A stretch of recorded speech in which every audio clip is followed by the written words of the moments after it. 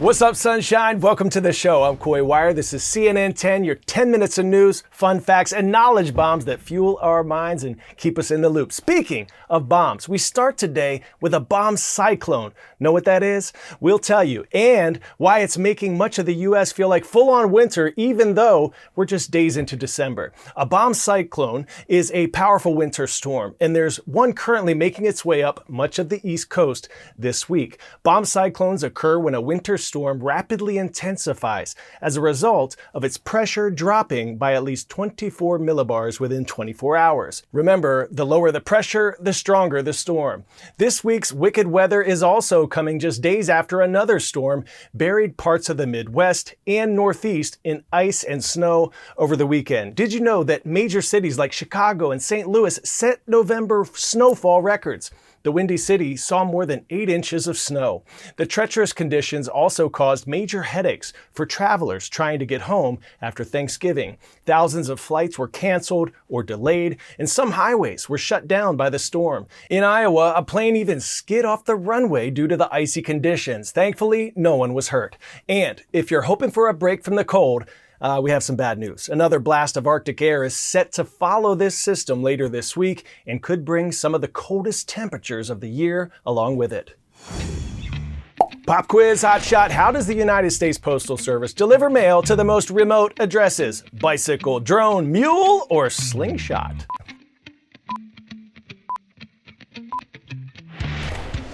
If you said mule, you're right, giddy up. At the Grand Canyon's Havasupai Reservation, the mail is carried down each day via mule train. The USPS is actively exploring drone delivery as well as autonomous driver technologies for delivery. As holiday shopping season kicks into high gear, many online shoppers are feeling the need for speed. Online retailers are using lightning-fast shipping in a bid to win over customers this year. That includes Wal Mart, the nation's largest retailer. Our Vanessa Yurkevich got the chance to go inside their new state-of-the-art fulfillment center to see how they use data, automation, and sheer logistic power to get items from their shelves to your door in record time. We are in Greencastle, Pennsylvania, the home of one of our newest next-gen facilities. Our goal is to get to your doorstep as fast as possible. When you click buy, we can actually get it out of the internet onto a trailer going to your house within 30 minutes. In a world where shipping speed wins the day for consumers, Walmart is racing to be the fastest this holiday season. People want things faster and faster. Are these next-gen fulfillment centers your answer to Amazon? In this respect, we're talking about speed. If we create a great customer experience, that drives more orders, and more orders drives density. And density allows us to lower our cost to operate. First step is unloading, and you can see the boxes moving to what we call our second step, which is simply taking the items out of the container and putting them into the tote. And how many steps is it normally? So our other fulfillments have about a 12-step process. 12. And we've simplified that down to 5 steps. There are 4 Walmart fulfillment centers like this one, moving 50% of all volume. They're twice as productive as its older facilities. The movement I'm seeing, a lot of it's being done by the machines. It's absolutely. Is that by design? That is 100% by design. So have you ever received a box that might have been too big, a really small item in it? Yeah, a tiny item and a huge box. Really frustrating. This machine is taking the dimensions of the items that you just clicked buy on. We're building a custom-made box for your specific order. I'm about to ship someone their very important product. I'm marrying the box that was made and the products that they ordered. So it's all coming together right here.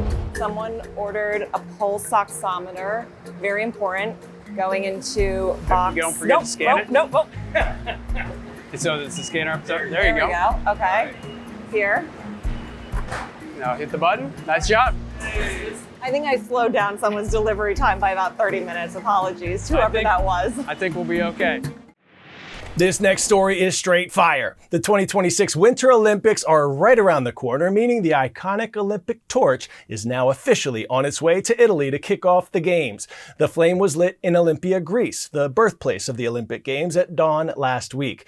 It's currently making its way across Greece on its way to Milan, Italy, where this year's Games will be held. Approximately 10,000 torchbearers will carry the flame through 60-some cities, 300 towns. That's some serious sightseeing. The torch is 2 2-month journey will end at the Olympic Cauldron during the opening ceremony on February 6th. I'll be hosting the show from there, so I am pumped, but waiting 2 more months is going to be torture. Maybe you had to sleep on a couch or air mattress during the holiday family gatherings, or maybe you're hopping on a plane soon for the holidays. If you've ever had a hard time sleeping somewhere other than your own bed, there are actually some key techniques that professional athletes have been using for decades to help them get the rest they need. CNN spoke to an elite sleep coach who has even helped rock climbers catch some Z's from the side of a cliff. Check this out. Let's face it, for most of us, it can be hard to sleep when we're not in the comfort of our own beds, whether that's on a plane or an office quiet room. But sleep coach Nick Littlehales has developed techniques that can help you doze off anywhere. For more than 25 years, he's helped elite athletes optimize their sleep habits, including professional climbers who catch their Z's on the side of a mountain, which you can imagine doesn't come naturally. You never just jump up there and hang off the side of a cliff. For climbers, that training starts by introducing small changes to your sleep environment gradually over time. You will start by sleeping in a tent in the back garden, and then we'll haul you up the side of a tree, and you'll start doing that. And then we'll take you to the side of a mountain and just leave you 2 meters off the ground and say, it's all right. It takes practice to relax, but even on the side of a mountain, he says you can use familiar cues like music, routines, and breath work to help you fall asleep. So you're able to switch that out. I am not hanging off the side of a mountain. I am not going to die. What I'm going to start listening to is some episodes of Friends. He says these same principles can be applied anywhere you might try to sleep, whether that's sailing in the middle of an ocean or sleeping on a pile of luggage. You really just explore that anywhere, anytime, any place type scenario. For example, if you want to sleep more easily on planes, a gradual first step to take is a few naps in a comfortable chair at home. As you try to nap in new places, he says it's important that you feel safe and protected in your environment. And that's the only way you can let go, is if you know that all the bases are covered. You'll want to reduce blue light exposure and minimize unnatural noise. He also suggests curling up into the fetal position if you're on a harder surface, like a rock. Within any 24 hours, you can do a lot of things in a slightly different way, but it's all focused on something we've known about for a long, long time. Sleeping on the side of the cliff just seems a little risky. Point is, though, sleep's important, so get your Z's when you can. The spirit of Christmas is shining bright in the Czech Republic. Look at this. The annual lighting of the Christmas tree took place in Prague's Old Town Square Saturday. Thousands of visitors packed the popular holiday destination to see the lighting of the 62-year-old spruce, as well as the unveiling of the city's famed Christmas market. And check out this tree that was just unveiled in Rio de Janeiro, Brazil. A 262-foot floating display illuminated by more than 2.3 million LEDs.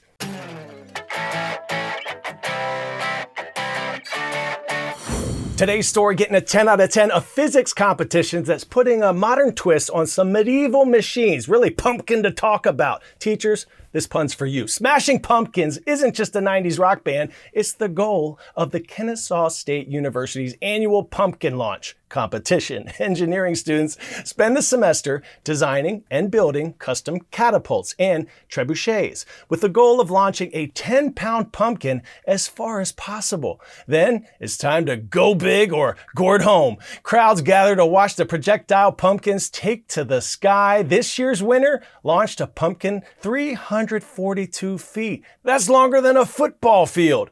Teachers say the event isn't just a fun tradition, it's a way to help students apply their knowledge in the real world. When you're designing in engineering, there are always constraints. They get an opportunity to see theory being applied and manifested physically. Now that's what I call a smashing gourd time. All right, superstars, let's get you some shout outs today. This first one goes to Mr. Nappy and our friends at Clarkstown North High School in Rockland County, New York. I see you, Chase. And to Texas now, where Mr. May and the Rayburn Intermediate School Raiders sent us an epic care package, not just for me, but for my whole team behind the scenes. Thank you for recognizing their hard work. And hey, nice slogan, rise up. Tomorrow is Your Word Wednesday, so don't forget to submit a vocabulary word on our CNN 10 Instagram or my personal @KoiWire Instagram page. Help us write tomorrow's show. Remember to include your definition and your school and teacher's name for your shout out if you'd like. Hope you have a terrific Tuesday, everyone. Let's do it again tomorrow. I'm Koi Wire, and we are CNN 10.